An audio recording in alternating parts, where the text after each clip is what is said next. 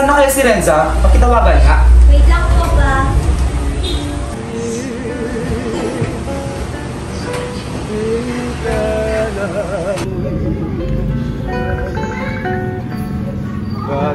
Ma, napatawag kayo. Nasaan ka na? Nasa airport na po ako. Mag-ingat ka ha. Huwag mong kalimutang magdasal bago ang biyahe mo. Kailan ba? Naluto na ba yung mga pagkain? Oo, tito, malapit na. Mukhang handa na lang lahat. Ika lang po yung banner. Nandito na. Sigurado akong matutuwa si Renz pagdating niya. Excited na ako. Siguro dumangkad na rin si Renza.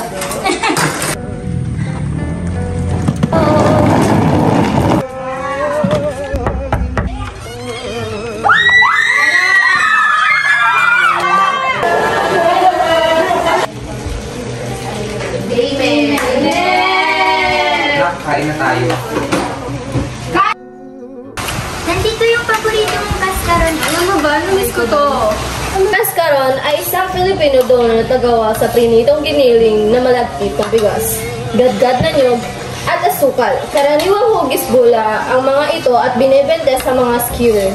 Ngunit maaari rin itong pahaba, hugis pancake o hugis donut. Kumusta naman sa Canada? Oo nga. Kamusta dun? Dapat kwentuhan mo kami kung gaano kaganda dun ha. Okay lang naman, pero mas masaya pagkasama kayong lahat. Ang love life, meron na no? Ha! Tita Gala po! Ang mga Pilipino ay gumagamit ng po at opo na sumisimbolo ng ating paggalang sa mga nakakatanda sa atin. Hala, Ken. Pumarito ka muna at kumain bago ka umalis. Sige, buwan na lang.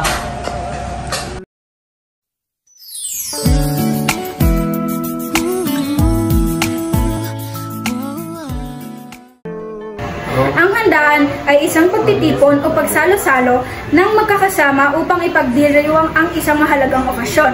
Kagaya na nga ng kaarawan, anibersaryo o pista, kasama na rito ang pagkain at pag-iinuman. At minsan ay musika at sayawan. Anak, halika, manood tayo ng kado. Sakto nag-e-ensayo ang inyong mga pinsan.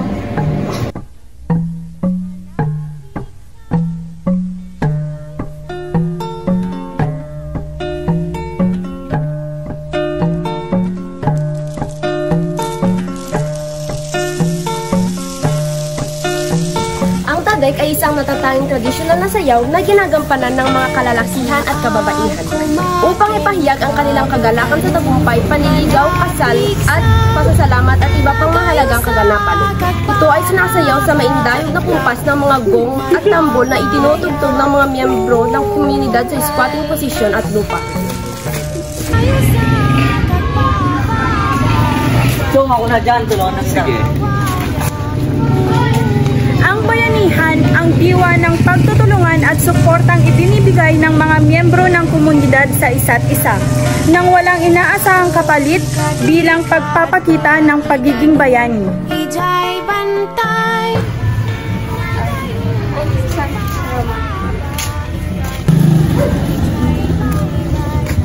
Gusto ko ba talaga siya? Ay naku, bahala na. Iho, Ken, halika nga dito. Bakit ba dito? Buka dito. Magtapat ka nga sa akin. Gusto mo ba yung aking anak? Chong, bakit niyo pa natanong yan? Kung ako sa iho, umamin ka na kay Renz. Babalik din siya sa Canada. Ang Harana Serenata ay ang awit at tugtugin na isinasagawa sa araw at sa gabi mula sa labas ng tahanan ng taong pinararangalan o nililigawan. Giliw ko'y pakinggan, awit na mapanglaw, na nagbuhat sa isang nagmamahal. Huwag mong ipagkain. Kung kakalimutan kumain na, alagaan mo ang kalusugan mo. Mag-ingat ka doon. Salamat. Ingat mo. Bye-bye. Mag-ingat ka doon. Mag-ingat ka doon. Salamat.